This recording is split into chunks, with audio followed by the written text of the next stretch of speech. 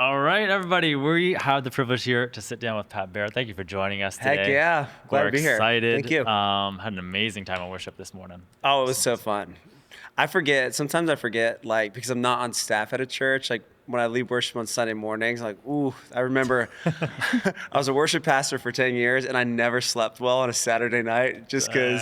Do you sleep? No, I don't sleep well. There it is. I just want to make sure it wasn't. Yeah, no one sleeps. Yep. Well, we're so excited that you're here. We're so thankful that you came and led worship. It was so much fun. And I was asking you before, I'm like, why Canada? Because I know right now you're on a tour. But I want to know, Pat, what is your favorite thing about Canada? You can only pick one. One thing. One thing. Okay. One thing. One thing about Canada. But Canada's too big to have one thing. Because I love, some of the first times doing ministry out of the country was in Canada. So I have these like really adventurous memories of being in cities that didn't get dark till like way later. Like I remember the first time I went to Edmonton, I called the front desk and I said, "What is going on? It's 10 p.m. And they're like, "What are you talking about, sir?" I didn't understand like why the sun wasn't going down when it should have. Right. So I have memories, like me and my friends, like a lot of that early ministry, like coming up here and as much as we were doing ministry work, I was impacted by a lot of what I experienced here. So Western Canada is so beautiful. I love Toronto because it's so international, and Atlanta is kind of an international city too. So I love like the food's amazing here, but the people are. I think my favorite's the people. So nice. That's awesome. That's awesome. Everyone says sorry all the time. Yeah. We do. Which is still that's crazy. We just got it. Someone else runs into you, you say sorry. No, Yeah. I saw someone trip earlier and they said sorry. I was like, oh my gosh, that was crazy. That's what it is. So obviously, not your first time in Canada. Been coming up here a long time. Obviously, the weather's not really golf weather. We got to golf before, and We have. the prior time you were up here, there was a golf story that kind of got a little out of hand. Shout out to our videographer, my brother. He's off screen right now, but it's his fault. I don't know if you have anything to share about that, but I will say I hadn't seen a hole in one. And this day I did. Should you step into the view of the camera? Or am I just going to point? At least just jump in here. It was, and the problem was it was a par 4, and no one could find your golf ball. And I said, "Has anyone checked the hole?" I looked in there and it was there, and then I blinked and then my shirt was off and I was running and I was screaming, and then I realized like this is a really nice place. I probably shouldn't. I like broke every rule. I almost got y'all kicked out of sorry about that. You'll be fine with it. Yeah, Hole in one, right? yeah. So hole in ones, you're fine. So there it is. Yeah, that was it. I was asked to golf again, so that's all I cared came about. back. I did. Yeah, I wasn't We like didn't get kicked blacklisted. off. Yeah, it was it close. I feel like I got a warning, like a stern warning. I think that's the best story. Right? Yeah. I'm so sad I missed it. And Pat, ever since that happened, I just always hear from him and Brendan and my father-in-law, just how funny you are and like how lighthearted you are. And just you have this spirit of joy that you carry everywhere you go. And I'm so inspired by that. And I've been listening to your music for so long, for years and years, and it has so much depth. And you're so funny at the same time. So I want to know, how do you cultivate this spirit of joy? Yeah. How have you done this? Because it overflows, truly. Oh, well, that means a lot. I think, what's funny? I think it was modeled to me from my dad. Okay. Bloopers. I love it.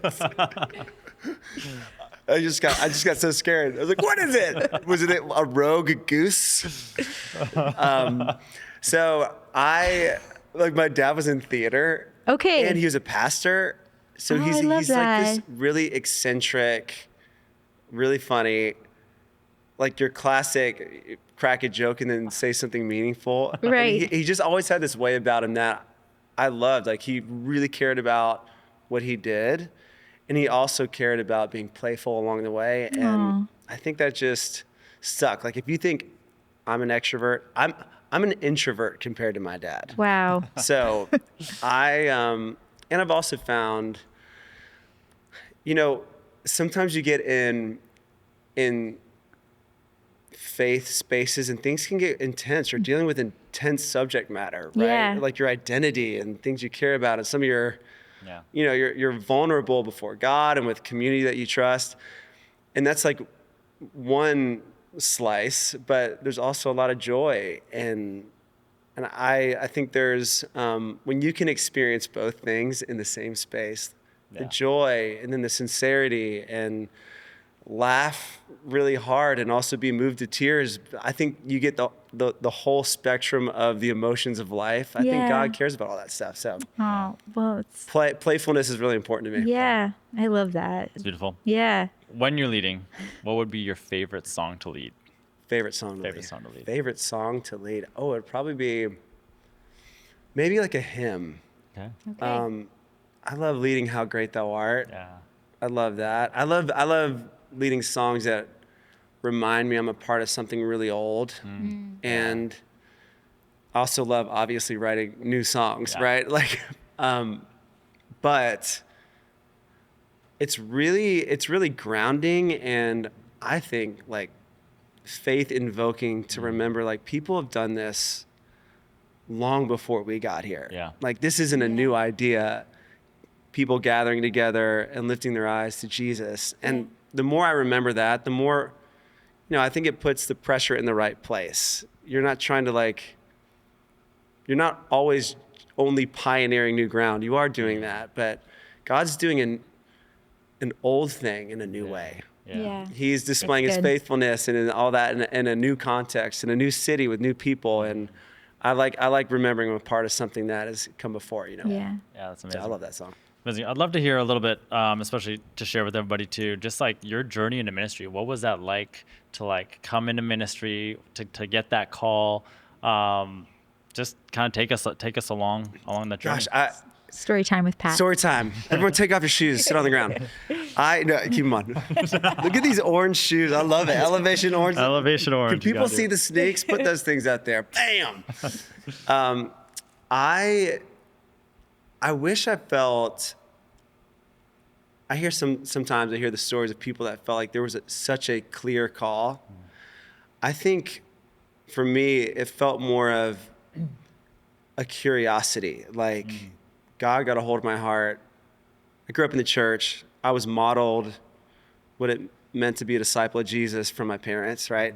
And then there was a moment, kind of like early high school, to ninth grade, I was 13, 14, that I chose for myself to follow Jesus. And I loved music. I was in like garage bands. Like music was just a part of my life. Like my dad, the first concert I ever went to was the Allman Brothers, and my dad took me to it. So Wow. music and classic rock, and that was just always a part of my life. So I remember praying like, God, I love you, and I love music. Could you use that? And it was a question more than what I felt like was like a call. And over the years, that the way that's expressed itself, I feel like has changed, which is cool to me. Like early on, it was leading in my youth group, and then we had like a worship band in college where we go and travel and lead worship at conferences. And then I think of my life like, oh, that was 2 bands ago. Oh, that was 3 bands ago. So now I'm doing my, putting out my own albums and the Sons of Sunday stuff too. Like there's been different chapters where that same question, God, I love you and I love music. Yeah. Can you use that? Has expressed itself. So Yeah. I think growing up in the church, what has stuck with me is not just melody and song, but people singing things that they actually believe, Yeah. which That's sounds good. different. It feels different. And I write a lot of different types of music, but that's the music I always come back to because it's helped me so much in my life, have communion with God, and that anyone else would have that same experience with a song that I was a part of just blows my mind. So Yeah.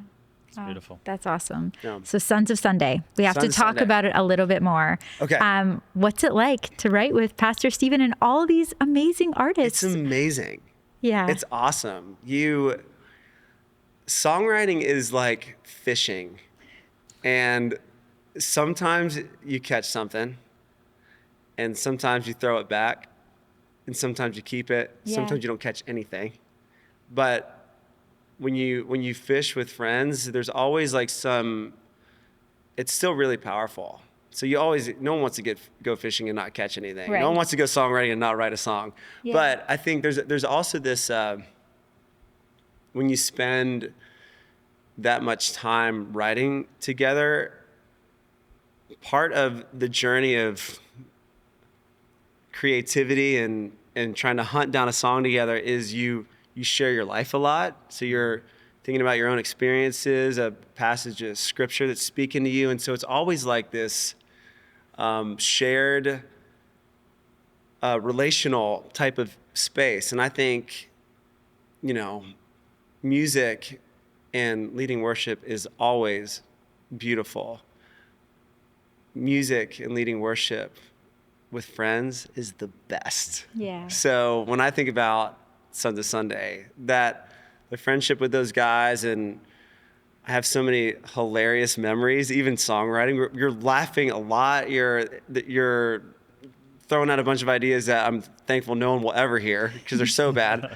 And then every now and then you land on something that feels really special and worth sharing, and that we're sharing songs that first we got to experience before anybody else did, in a moment where you were just working through an idea that felt really meaningful and important. So now that those songs are coming out, I'm just giddy. Like and it's like you have a secret that won't be a secret forever, because I just know all the songs and I'm so fired up about them. So It's pretty amazing how God has really just aligned all of you to be able to write together and at this time, and just brought you all together. It's truly awesome. Yeah, and you can tell like that friendship and Yeah. that unity, it comes across in the music. Like that's when I'm awesome. seeing the music, even seeing some of those clips as well of you guys in that Yeah. old church, and just Yeah. like you see the joy, and you see just like the ministry moments too, where you guys are all just like you said, just sharing your testimony, sharing Yeah. what God's brought you through. And now that's able to minister to so many people, and albums coming out soon. We're Crazy. excited about May 16th. So Yeah. can't wait to get these songs out, and I can't either. It's gonna be awesome, and I can't wait to hear them all too, Yeah. because I haven't. So really excited about that. But we love your music as well. You got so many good songs, and we've been listening to so much as well. Yes. Hidden here. Hidden Here. So I was listening to it first. He was like, you have to hear Happily this Hidden. song. Happily Happily Hidden. Hidden. Yeah, Happily yeah, Hidden. yeah, yeah, Happily yeah. Hidden. I listened to it first. And then he was like, oh, Kristen, you Oh, have to go listen amazing. to this Yeah. song. I'm like, I've already been listening to it. Where, Yeah, I love where have it. you been? I loved the lyrics. I felt like it was a very vulnerable song, something that, I haven't really heard anyone sing about that. And I would just love to know how you got that idea. Where did that Yeah. come from? Like the story behind the song. Yeah, I love that's great. stories. I love that song, and it was. I think there are parts of, especially. There are parts of discipleship and the practice of following Jesus in the modern era that are difficult, and one of them, especially for anyone who's in ministry, there's some pretty specific warnings Jesus gives that vocation. It's like the tendency to do good in the world, to be seen by others Yeah. and not to be seen by God. Like the thing that's being done is great. The why is what needs to be addressed at times. And I think sometimes it's fluid. You go through times where you like, oh, I just really cared way too much what that person thought of me leading worship. And I cared way too little about what God thought of me in that moment. And you go through these moments of realignment, right, in faith.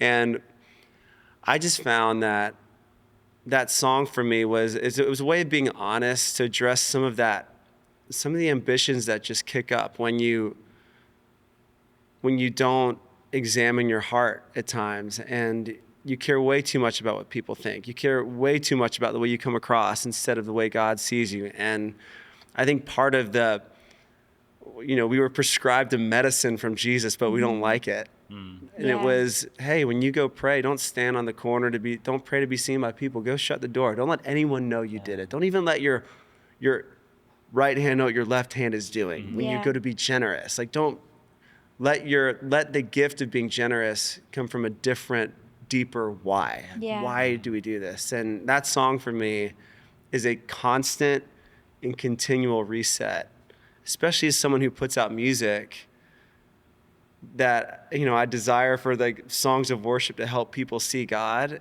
but you're also sharing it on social media so other people, there's a tension there that's unavoidable. And I don't want to pretend like I'm immune to those, you know, to that, that temptation really. And my desire is to try to continue to write and share and talk about Jesus from a pure and open place to the best of my ability. And then when things get off or things get weird or whatever, that your heart's open enough and your posture's humble enough to hear from the Lord and be, you know, come back to the secret place to find who you really are. Yeah. I'm not Pat the songwriter. I'm just Pat, who's loved by God. I write some songs. I learned a long time ago, especially when you're in bands, where you're like, my band is my life. And then the band's not together anymore. You're like, who am I? To find who you are in a much deeper, more truer place is so freeing and liberating, and allows you to lead in all the promises that Jesus gave us. Yeah. You know. It truly is the only thing that's going to fulfill you, I think. Right. And like what you said, like the song, if you haven't listened to it, you have to go listen to it. But just about, I don't know, learning that God really is your source and he is really your only audience that matters. And we want to have influence, and those are all good things, like you're saying. But when that overtakes, and I've definitely been guilty, I think we all have in a way, when that overtakes, learning how to stop it and just get back to your first love. Yeah, for sure. Well, how can people get connected with you? How can they follow along? How can they be informed? Be informed. I'm starting a newspaper. There you go. Yeah, no, all the normal things like Instagram, Pat Barrett. I don't tweet a lot, or X. Everything's changing these days. I don't know what anything's called anymore. Probably Instagram's the best, and then patbarrettmusic.com. Or the Sons of Sunday accounts. Sons of Sunday Keep up with all the new songs coming out. Yeah, well, Fired we're up. grateful. Thank you. Thank you for sitting down with us. Yeah, thanks for having me. Thank you for sharing so much of what God's doing in your life, and we're excited. Thanks, man.